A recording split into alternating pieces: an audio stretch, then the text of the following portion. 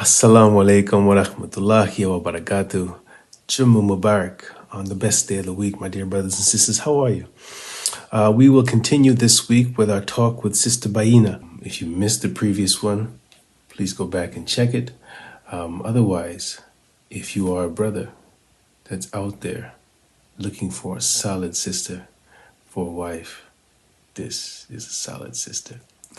And also, if you're a single brother or a single sister, or if maybe you're a parent and you're looking for a spouse for your child, reach out to me. And inshallah, I can help you in that search. You can reach me at hearthunter@menofdeen.com. That is HERTHUNTER at menofdeen.com. And I will put a link to the previous episode as well as my contact information below. Please like and subscribe. And also, if you could please forward it to all of your single friends, inshallah, that would be great. And don't forget to follow us on Instagram. And without further ado, let's get it. I'm so lost in this dunya, but I'm about to play this dunya. The deen is a key to this dunya. Yeah. Cause I got Allah who is king of dunya. Yeah. I got Allah who is king of you dunya.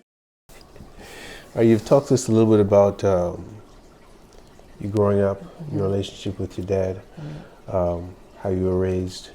I want to talk a little bit about your journey.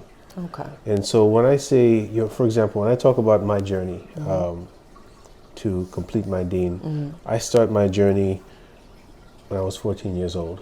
Oh, okay. Well, that's when I, kind of conceptualized the idea of marriage and decided that I wanted to have a family and therefore wanted to get married and have children.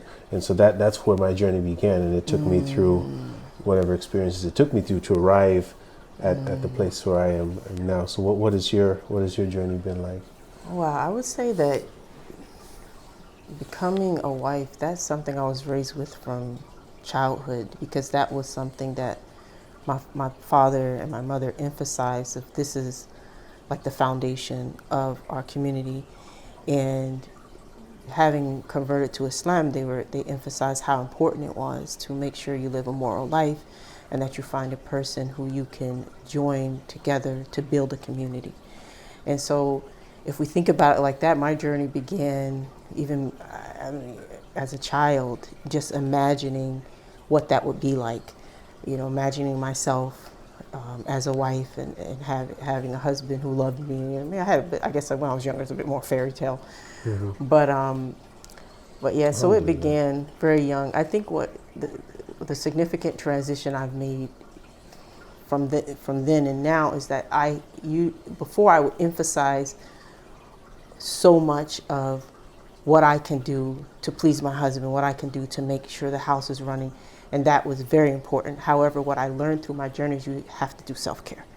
Everything can't be about pleasing someone else, And so I think as I grew up, I found that balance between, okay, you also have to make sure that you're aligned with your own self while you're giving, so that you can continue to give from a place of love and you can continue to give from a place that doesn't drain you. But when I was younger and all the way up to, I would say, my 30s, it was all about, what does my husband need? What can I do for my husband? 100%, And now I realize, okay, you can do, I like how it was said, I forgot which author said it, but you can do 100%, what does he need, but make sure you're 100%, attuned with yourself so that you don't get drained.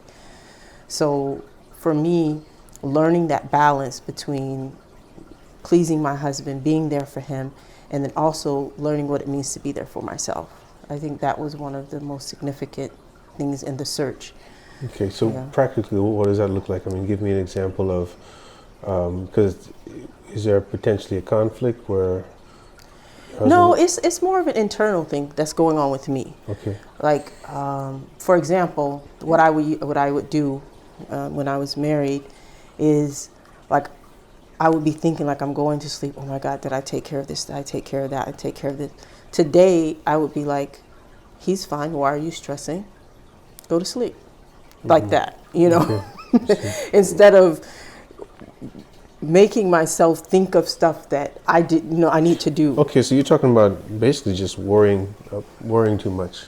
Yes, And I then had, the I worrying had that causes problem. stress, and the stress causes issues in the relationship and the marriage. Yes, because and that was more of an internal thing. It wasn't see. so much anything about him. It was about me. Okay. Because I would be like, okay, when he comes home, make sure this is done, make sure, and I greet him, everything. But then my mind was like, I know I missed something. But I was hard on myself, Okay. you know, and that's not a good place to be, you know. And today I've learned that, you know, in order to show up for someone else, you have to be at peace with yourself. And I've been told, you know, by people close to me, like, your problem is you're a perfectionist and you just have to let some things go. Right. And I had to learn to be okay that everything isn't exactly how I want it. You know, it's like, oh, I should have done that.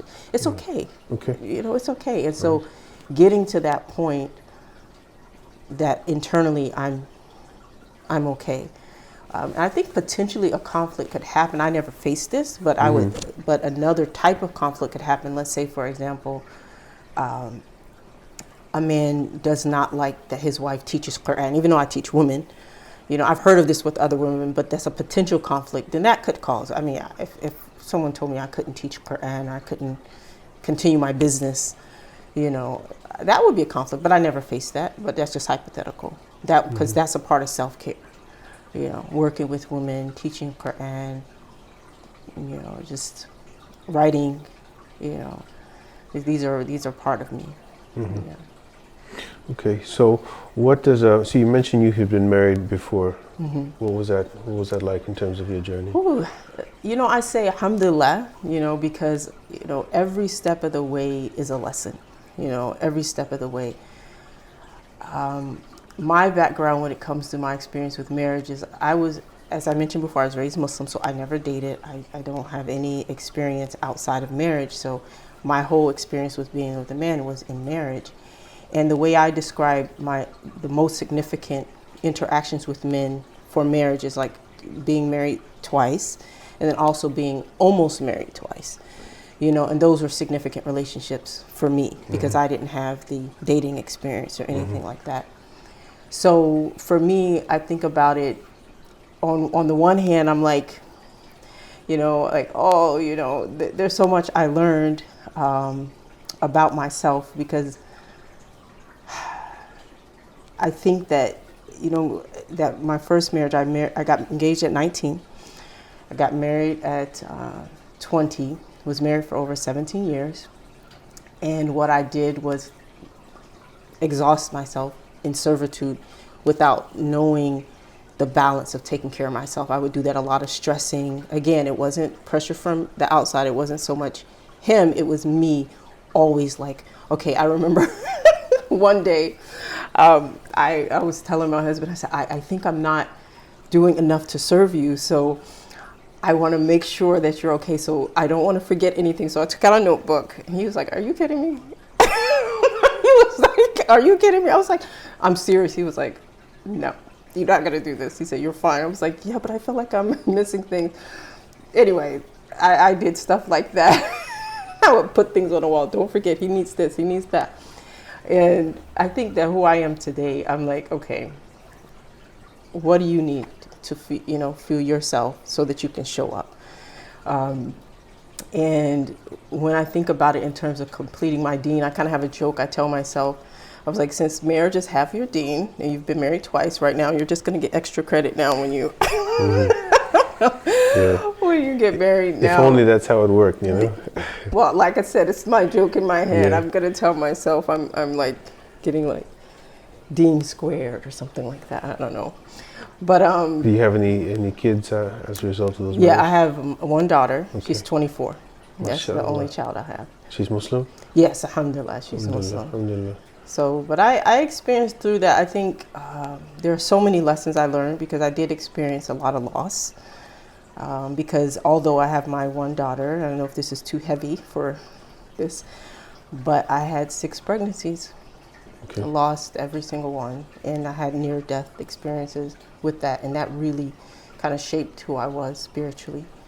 And So are you looking to have more children? no, Okay. I'm good. Okay. No, it's not, I mean, it's not impossible. It's just not really healthy, Practical. basically, because of all the things that I went through. The doctors just say it's not a good idea. So So what does marriage look like for you at this stage in your life? I would say I'm looking for someone I can connect with as a friend, somebody I can just have fun with at the same time. Of course, in the context of the roles that that we have in marriage, and I'm looking for a connection where there's like faith, joy, compassion, excellence. Like those are the things that we connect and nourish with each other, and just encouraging each other to be the best of ourselves on the path to paradise. That's how I look at it.